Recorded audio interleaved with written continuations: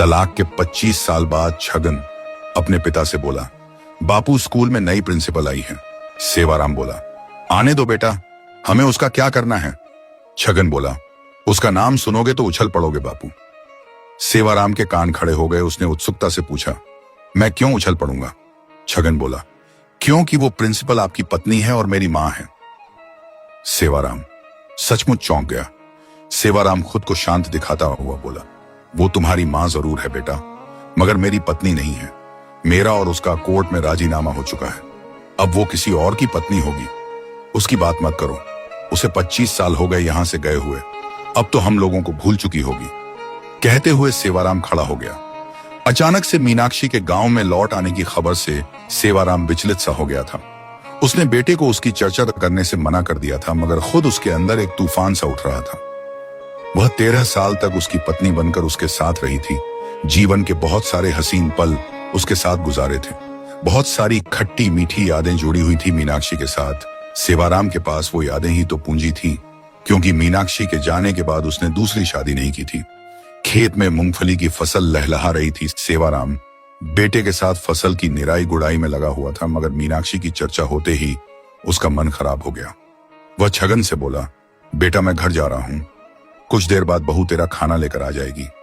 दोनों मन लगाकर काम करना, मुझे बाजार जाना है, कुछ जरूरी सामान खरीद कर लाऊंगा। छगन समझ गया था कि बापू डिस्टर्ब हो गया है। बाजार जाने का तो सिर्फ बहाना है।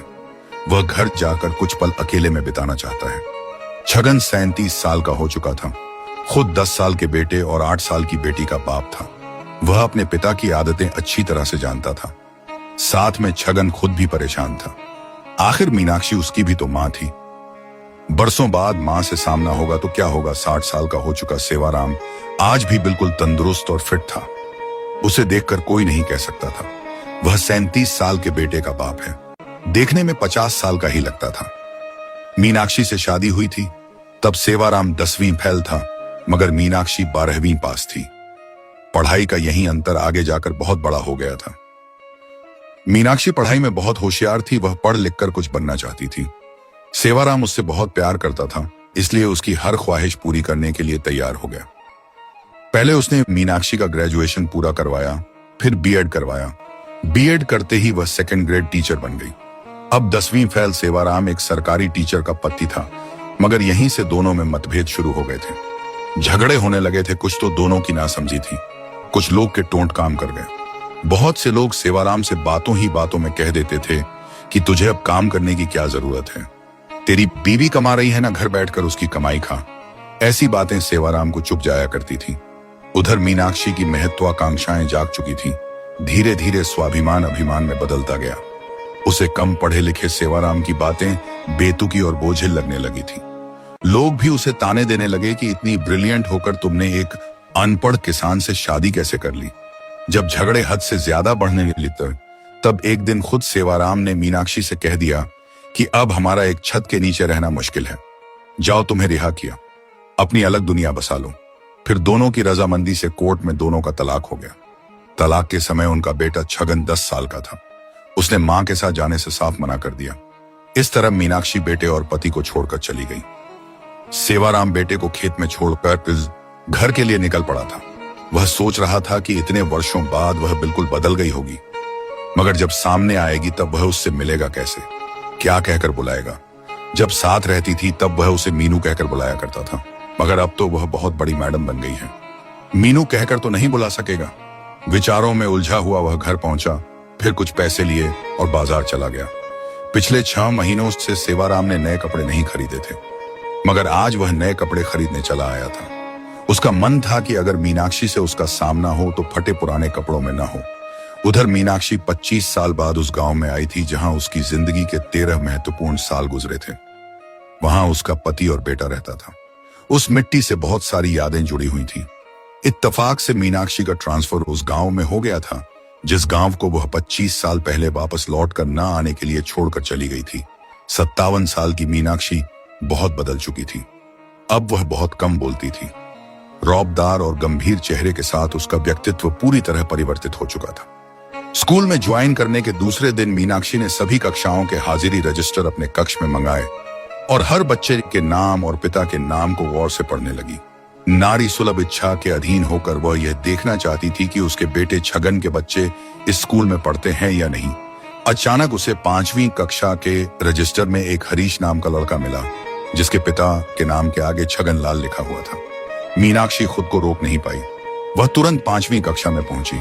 कक्षा में पढ़ा रहे अध्यापक से उसने कहा, आप कुछ देर स्टाफ रूम में बैठिए, मैं जरा बच्चों से परिचय कर लूं। कक्षा में प्रिंसिपल मैडम पहली बार आई थी। सभी बच्चे टुकुर टुकुर उसके मुंह की तरफ देख रहे थे। हठात अचानक एक लड़के पर मीनाक्षी की नजर पड़ी। उसे ऐसे लगा जैसे 10 साल का उसका अपना बेटा छगन उसके सामने बैठा हो। वही चेहरा, वही नयन नक्श। वह समझ गई यही हरीश है, उसके बेटे का बेटा, उसका पोता, उसका अपना खून, उसका अपना अंश बिल्कुल अपने बाप पर गया है। मीनाक्षी का दिल भर आया। उसका मन किया अभी उसे उठाकर छाती से लगा, उसको प्यार करे, बातें करें, थोड़ा सा लाड़ लड़ाए, मगर वह ऐसा बिल्कुल भी नहीं कर सकी। बस भरी आंखों से उसे निहारती रही। मीनाक्षी ने दिल को तसल्ली देने के लिए पोते की आवाज सुनने के लिए सभी बच्चों का परिचय लिया। जब हरीश ने अपना नाम हरीश बताया और अपने पिता का नाम छगन बताया, तो उसकी आवाज और परिचय सुनकर मीनाक्षी के रौबदार चेहरा बिगड़ने लगा। ऐसे लगा जैसे अभी वो पड़ेगी। वह ज्यादा देर वहां न रह सकी, वापस अपने कक्ष में आकर बैठ गई। सभी अध्यापक अपनी अपनी कक्षाओं में पढ़ा रहे थे, मगर प्रिंसिपल मीनाक्षी अपने केबिन में अकेली बैठी उस पड़ाव से गुजर रही थी जहां अतीत की यादें एक साथ यादों के घोंसले से निकलकर बाहर आ रही थी। अचानक उसने सोचा, उसके बेटे छगन के एक ही बेटा थोड़े होगा और संतान भी तो होगी। ये सोचकर उसने फिर से बची हुई कक्षाओं के हाजिरी रजिस्टर खंगालने शुरू कर दिए। इस बार 4थी कक्षा के रजिस्टर में फिर एक लड़की आंचल का नाम उसके सामने आया, क्योंकि उसके पिता का नाम भी छगन था। मीनाक्षी अन्य कक्षाओं के बच्चों का परिचय लेती हुई 4थी कक्षा में पहुंच गई। कक्षा में 8-10 लड़कियां थी, मगर मीनाक्षी ने आंचल को तुरंत पहचान लिया, क्योंकि एक तो आंचल का चेहरा अपने भाई हरीश में मिल रहा था, दूसरा वह मीनाक्षी का अपना खून था। अपनेपन की कशिश होती ही ऐसी है, कह देती है कि मैं तुम्हारा अंश हूं, मुझे पहचानो। 8 साल की प्यारी सी आंचल दादी की तरफ शर्माते हुए देख रही थी। वह कहां जानती थी कि सामने जो चश्मा लगाकर प्रिंसिपल मैडम खड़ी है, वो उसकी अपनी दादी है। इस बार मीनाक्षी ने जानबूझकर हर बच्चे को अपने पास बुलाकर परिचय लेना शुरू किया, ताकि वह पोती को छू सके, थोड़ा सा लाड़ लड़ा सके, थोड़ा सा अपनापन करीब से महसूस कर सके। एक एक कर बच्चे मीनाक्षी के पास आ रहे थे। मीनाक्षी उनका नाम पूछती, पिता का नाम पूछती, फिर थोड़ा सा प्यार दिखाती, गालों पर हाथ फेरती। मगर जब आंचल करीब आई और उसने अपना नाम और पिता का नाम बताया, तो मीनाक्षी का सब्र जवाब दे गया। दिल में एक गुब्बार सा उठा। उसकी ममता ने इतने जोर से उफान मारा कि उसने झटके से आंचल को उठाकर अपनी गोद में बैठा लिया। पायेती छुई मुई सी आंचल प्रिंसिपल मैडम की गोद में बैठकर और ज्यादा शर्मा गई। मीनाक्षी का मन किया बरसों से प्यासी सारी ममता आंचल पर लुटा दे, बच्ची से बात करे, घर वालों के बारे में पूछे, मगर वह ऐसा नहीं कर सकी और फिर से उदास सी अपने कक्ष में आकर बैठ गई। जब बच्चे छुट्टी के बाद घर पहुंचे, तब घर में सेवाराम उनका इंतजार कर रहा था। उसका दिल मीनाक्षी के बारे में जानने के लिए बहुत ज्यादा उत्सुक था। उसने दोनों बच्चों को पास बुलाया और पूछा, बेटा तुम्हारे स्कूल में नई हेडमास्टरनी आई है क्या? बच्चे तो चले गए थे, मगर सेवाराम अकेला बैठा काफी देर तक सोचता रहा कि क्या मैं आज भी उसे याद हूं? शायद नहीं हूं। वह मुझ गरीब को क्यों याद करेगी? उसका पति भी पढ़ा लिखा होगा, बच्चे भी होंगे। कितने बच्चे होंगे? क्या उसने आंचल को पोती समझकर अपनी गोद में बैठाया होगा? क्या मुझे उससे एक मुलाकात करनी चाहिए? आदमी दिमाग को कितना भी कंट्रोल में करने की कोशिश करे, मगर मामला दिल का हो तो हमेशा जीत भावनाओं की ही होती है। अगले दिन सेवाराम जानबूझकर बच्चों को स्कूल छोड़ने उनके साथ चला गया। वह एक बार उसे देखना चाहता था, करीब से ना सही दूर से देखकर नैन तिरपत करना चाहता था। वह स्कूल के गेट के बाहर खड़ा हो गया। बच्चे अंदर चले गए। सेवाराम ने उचटती सी नजर स्कूल के अंदर डाली, मगर मीनाक्षी उसे नजर नहीं आई। वह वापस मुड़कर चलने ही वाला था कि एक चमचमाती गाड़ी उसके करीब से गुजरकर स्कूल में प्रवेश कर गई। सेवाराम ने देखा वह मीनाक्षी ही थी, खुद गाड़ी चला रही थी। मीनाक्षी को देखते ही 60 साल की उम्र में भी उसका दिल बेकरार सा होकर धड़कने लगा। उसका मन किया कुछ देर रुककर उसे तसल्ली से देखे, मगर स्वाभिमान भी तो आड़े आ रहा था। वह नहीं चाहता था मीनाक्षी उसको दिल से कमजोर समझकर उस पर हंसे, इसलिए वह चुपचाप अपने घर की तरफ चल पड़ा। चलने के बाद उसने पीछे मुड़कर नहीं देखा। अगर वह पीछे मुड़कर देखता तो उसे पता चलता कि मीनाक्षी उसे देखने के लिए गाड़ी को खड़ी करके वापस स्कूल गेट तक चली आई थी। मीनाक्षी गाड़ी चलाते हुए भी एक ही नजर में उसे पहचान गई थी। बरसों बाद उसे देखा था, इसलिए करीब से देखने के लिए गाड़ी को खड़ी करते ही तुरंत स्कूल गेट की तरफ लपकी थी। मगर सेवाराम ने तो पलटकर भी नहीं देखा था, इसलिए वह निराश होकर वापस अपने केबिन में आ गई। वह सोचने लगी कि क्या वह रोज पोते और पोती को स्कूल छोड़ने आता है? क्या उसे पता है मैं यहां आ गई हूं? क्या वह मुझे देखने यहां आया था? प्रिंसिपल का पद अपनी जगह था, गंभीरता अपनी जगह थी, मगर कमबख्त दिल अपनी जगह खलबली मचा रहा था। आम इंसान हो या बड़ा आदमी हो, दिल के मामले में सबकी सोच एक जैसी ही होती है, बस दोनों के रिएक्शन अलग होते हैं। मीनाक्षी ने महसूस किया कि सेवाराम ज्यादा नहीं बदला था। जैसा छोड़कर गई थी उससे थोड़ा बहुत ही ज्यादा बड़ा दिख रहा था। उम्र जैसे ठहर गई थी, वक्त जैसे रुका हुआ था।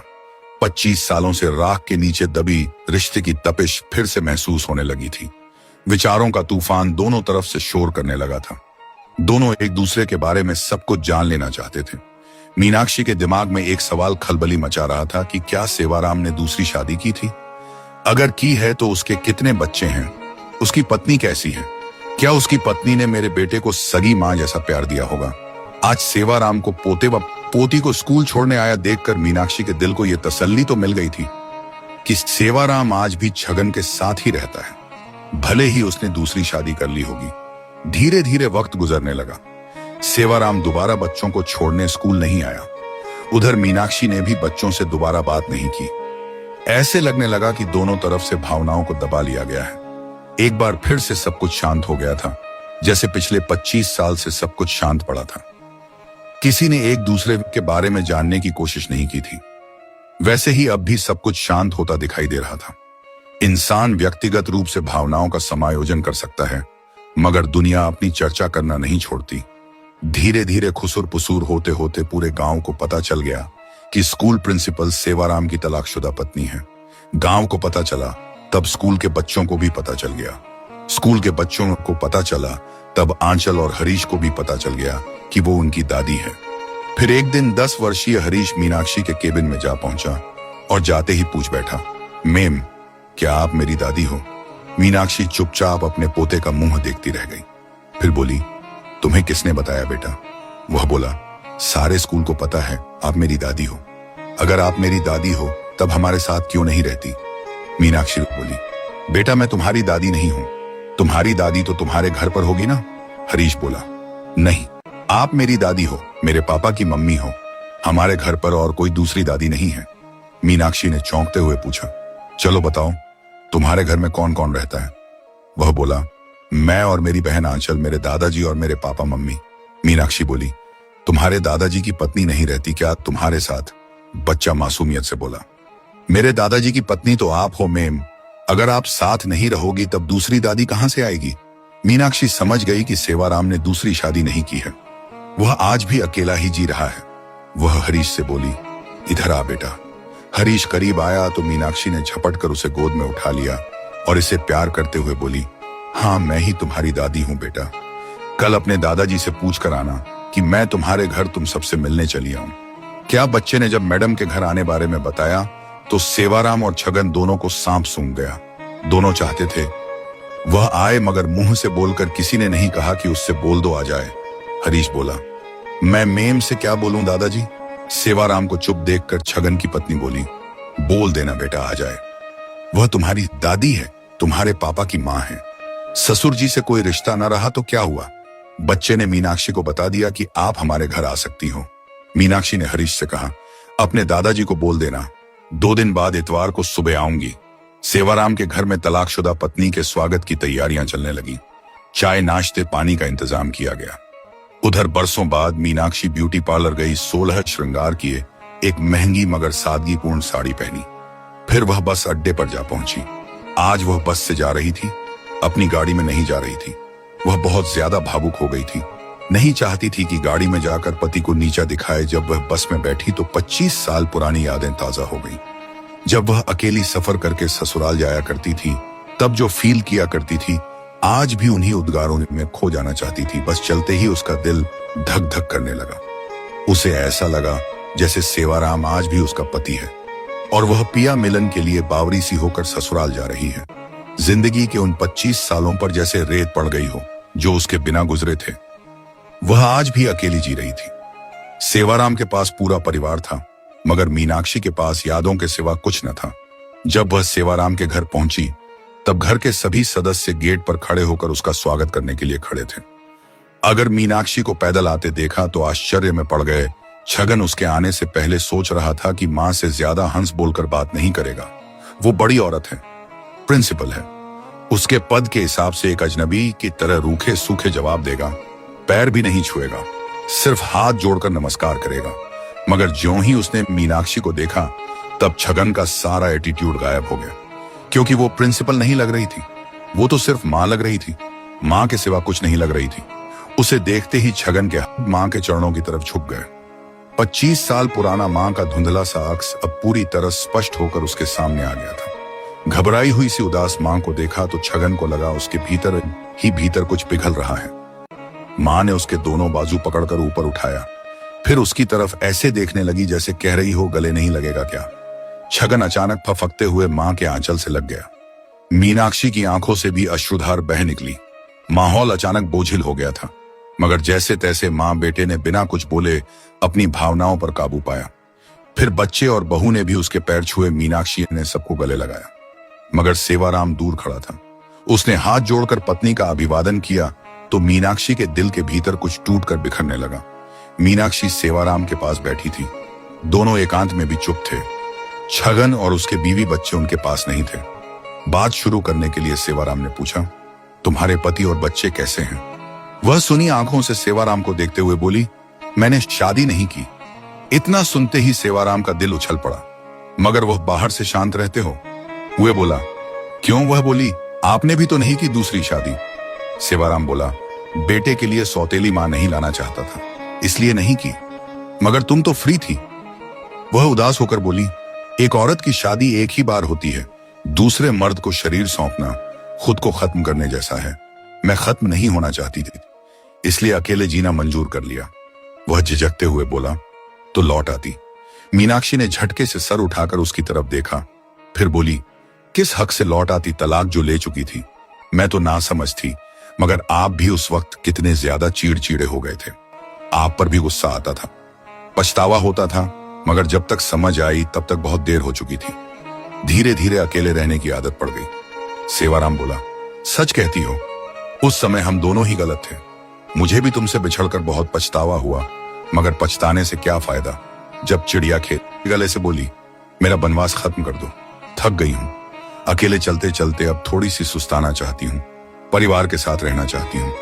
सेवाराम की आंखों में खुशी के आंसुओं की झड़ी लग गई थी। चेहरा बिगड़ने लगा था, पता ही नहीं चल रहा है वह हंस रहा है या रो रहा है। दीवार के उस पार खड़ा छगन और उसकी पत्नी दोनों कान लगाकर सुन रहे थे। छगन पत्नी का हाथ पकड़कर दूर ले जाता हुआ खुशी में चहकता हुआ आंसुओं को रोकता गया। बोला, मां लौट आई है। सेवाराम बोला, तलाक के कागजों का क्या होगा? मीनाक्षी बोली, फाड़ देंगे। वह बोला, लोग क्या कहेंगे? वह बोली, कुछ दिन बातें बनाएंगे, फिर चुप हो जाएंगे। सेवाराम बोला, एक बार फिर सोच लो, गरीब और अनपढ़ आदमी हूं, इतने बड़े पद वाली बीवी को नहीं संभाल पाऊंगा। मीनाक्षी ने धीरे से सेवाराम के हाथ पर हाथ रखते हुए कहा, मैं हूं ना, सब कुछ संभाल लूंगी। इतना सुनकर सेवाराम ने मीनाक्षी का हाथ कसकर पकड़ लिया। चुपके से पढ़कर मत निकला करो, लाइक कमेंट्स शेयर कर दिया करो कीमती समय निकालकर पढ़ने के लिए। धन्यवाद क्रिएटर विनायक वर्मा।